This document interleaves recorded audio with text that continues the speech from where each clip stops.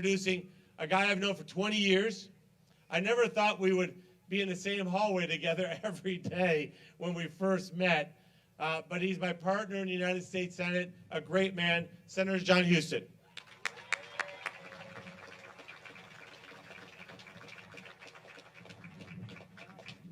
Well, Bernie's right about that. I thought I'd prepared for a different speech this morning, honestly. But this is great news, that we have a reprieve. It's not, the final chapter of this book has not been written. We get to write that chapter together. And I will tell you that when we were talking about this earlier in the week, I was really concerned. Because I know what losing 1,100 jobs, 1,000 jobs, 800 jobs, the supply chain, everybody in the community who suffers, the restaurants, the stores, the people who service the facility, everybody gets hurt when it goes away. About the time I graduated high school, I lived in a small town, and the factory my dad worked at closed. It was a town of about 4,000 people, and the company he worked at had 400 jobs. And when that closes, I know the devastation to that community, to the families. I know what it did to my family. And I tell you, Bernie and I were talking about this.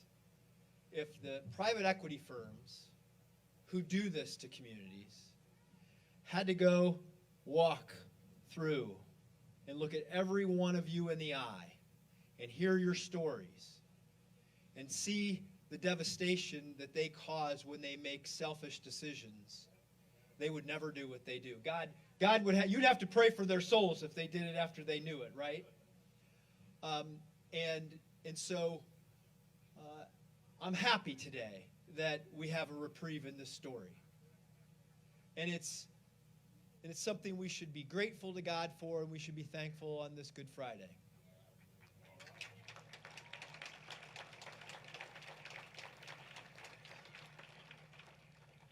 But I will tell you that, and I want to give my friend Bernie Moreno a lot of credit, because I know the governor talked to him, and Congressman Taylor talked to the company, and Bernie and I talked to the company. And as soon as I got off the phone, Bernie said, "I'm ready to bring the heat." And I said, "Let's go. Let's get it done." And they changed their mind temporarily. But I know how these things happen a lot of times. That when we're in an uncomfortable position, if you're a company, they say that they're going to do something today, and we take their word for it.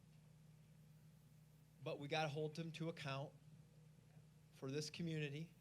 We got to all work together. It's going to take all of us, local governments, the union, workforce, the company, the political leaders, to make this victory permanent, to write that last chapter that is the chapter that has a future for this company or for this facility and this town. And a lot of work remains to be done. And I do want to give a little bit of the speech that I was going to give earlier, because I want to fire off a warning, because there's a lot of wonderful things happening in this state. Governor's been a great leader. We've had ribbon cuttings and groundbreakings and all those kinds of things. But not only do you show up during the good times, you got to show up during the tough times too. And there's so many private equity firms that have bought up companies in this state and in this country and chopped them up and made profits off of the pieces and left the communities and the workers and the people who relied on those jobs, they've left them with nothing. And that has to stop.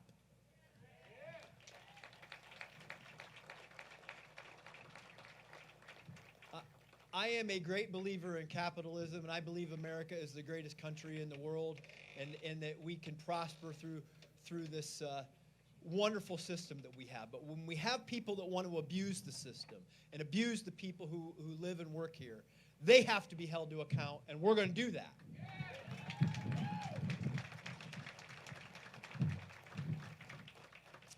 And I know we've communicated with President Trump and his team. I know he's been making a lot of investments in Ohio, and I know he'll be with us in this fight. I can count on that because he understands certainly about what happens to communities when these things happen. But as Bernie said, this isn't anything to do with partisanship. It has to do with the red, white, and blue, not the blue or the red.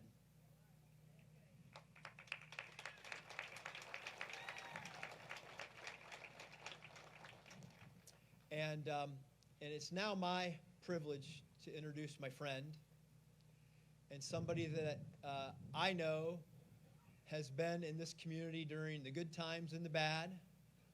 He's been everywhere in Ohio during the good times and the bad. He's somebody who cares deeply about people, and that's why he's here today.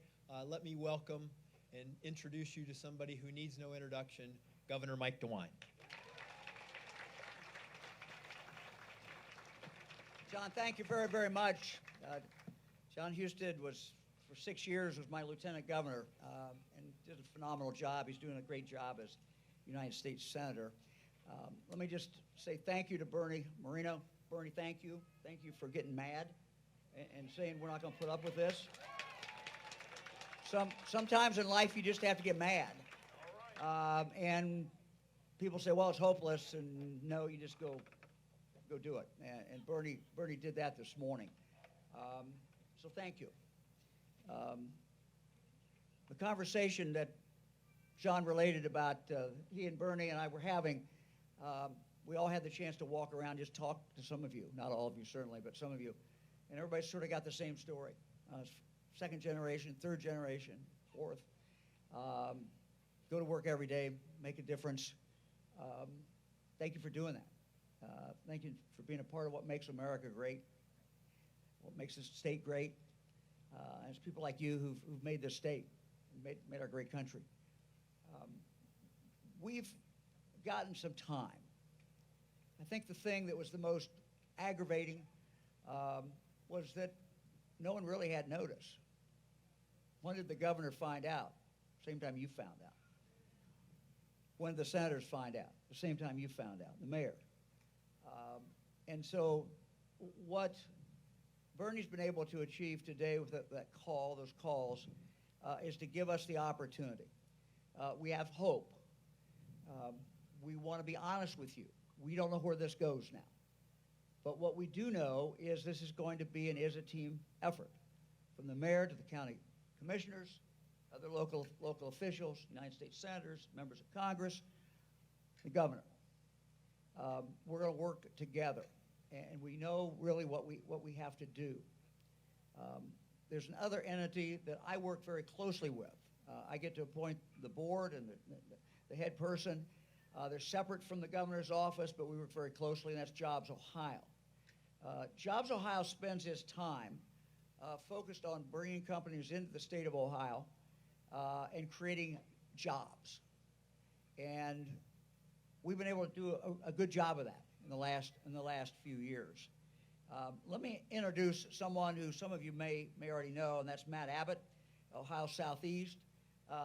He handles this part of the state. I don't know where you are, Matt. Raise your hand. I saw you a minute ago. He's clearing back. He's going to be an integral part in this as well. What we started to do as soon as we got the news was to start trying to figure out what company might align that might be able to come in here. What company might be interested in buying this facility and taking it over. And we just had got started. But now we have more time.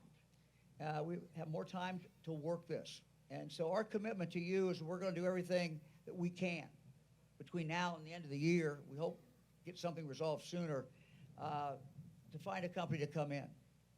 We cannot guarantee you that, but we're all in this together.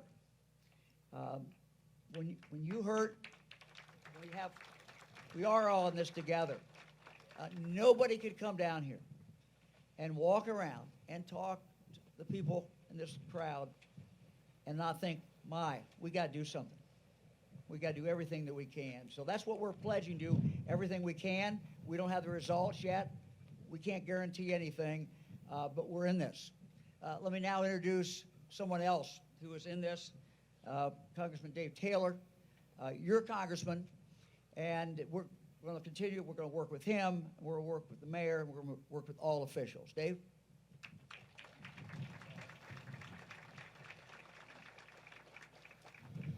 Hello, everybody. I'm Dave Taylor. I'm your new congressman, new to politics in general. So I got to say I'm very, very pleased to see the response we've seen at every single level of government here to this, obviously dire situation. And special thanks to Senator Moreno for, as the governor said, getting mad, getting stuff handled, getting us a chance.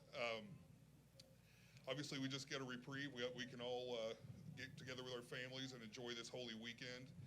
And then on Monday, we got to go back to work in every way. We go back to work at the mill and continue doing the great job you always do there. And we got to go to work on the things the governor just talked about. Either convince Pixel that it's in their best interest to run this this mill as a business that should make money and should thrive for years to come, or start helping us find somebody who does want to do it, not destroy what we have and leave us with nothing, with a situation where we're starting from scratch again. So I promise you that Bernie won't stop being on their back. I won't stop being on their back. Neither will Senator Husted or Dave Yost, who you're going to hear some very important things from here shortly, and the governor, and at all levels of government. And we've talked to all of them. We've all talked together. We're not going to let this go. It's too big of a thing for Chillicothe to go without. I think Senator Husted makes a good point when he says, you get to these crucible moments and you get a little movement on the other side and then you relax. Well, we can't relax. We have to keep the pressure on them because Christmas will be here before you know it. We got to make use of every single minute between now and then to make sure that we have a solid business here in the place, as Bernie said, has been successful for over 200 years. There's no reason it can't be successful for 200 more. We're looking forward to that. And if there are any needs that you guys have as a result of this, in the long or the short run, reach out to our office. We're there for you to help you in any way we can, and keep fighting the good fight, and we will too. And it's my honor now to introduce to you our great Attorney General, Dave Yost.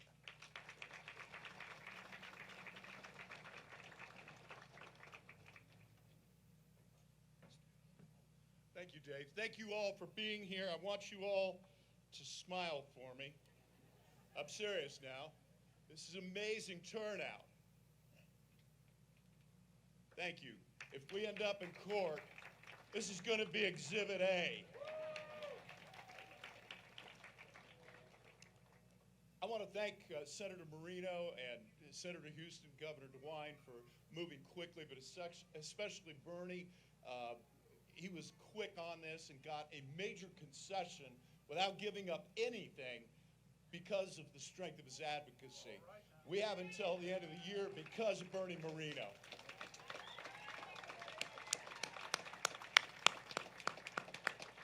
Now, you just heard from the optimists.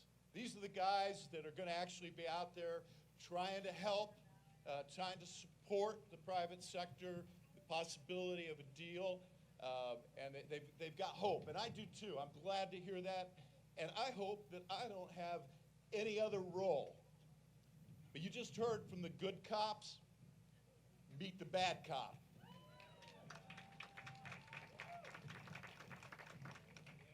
And I want this company to know that we're not going to go down quietly into that good night. And if they can't figure out a way to bring the joy, I'm going to figure out a way to bring the hurt on them.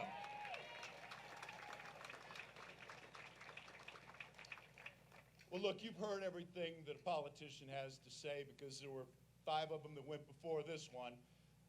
But the last speaking slot, as a lawyer I know, is the closing argument. It's the most important words. It's the most important thing. And for that spot, it's not a politician. His name is Jeff Allen. He knows what's going on here. Jeff, would you come up here? Tell us about your story, brother.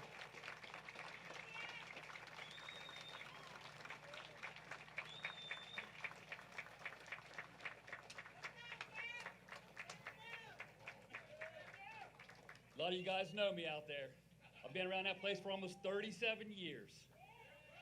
I was telling them that my grandfather may very well be one of the oldest living retirees. He's 94 years old. My dad retired from there. I'm a third-generation papermaker. I see all these retirees out here. Thank you for teaching the skills to these people in here right now. Thank you. Thank you. Look, we got a reprieve today. It's going to be a long go to get here.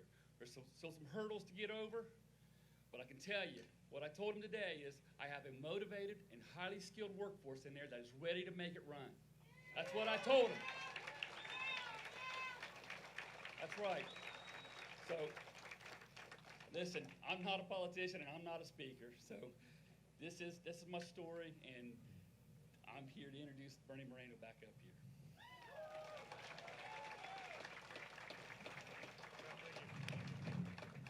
All right, so again, thank you so much for coming out. I just want you to know a couple of things as well. My state director, James Coyne, want to give him a shout out for helping quarterback this and put this together. Also, we have a deputy state director, Alex Scharfurter, who I've instructed, and he's accepted, to move and relocate his family to Chillicothe, Ohio. We're also going to shrink our office space in Cleveland and put a permanent Senate office here in Chillicothe, Ohio. And that office has one charge: to make certain that this plant is successful, to monitor the progress, to make certain that this thing thrives for the next 200 years, and it's going to be physically here in the community every single day.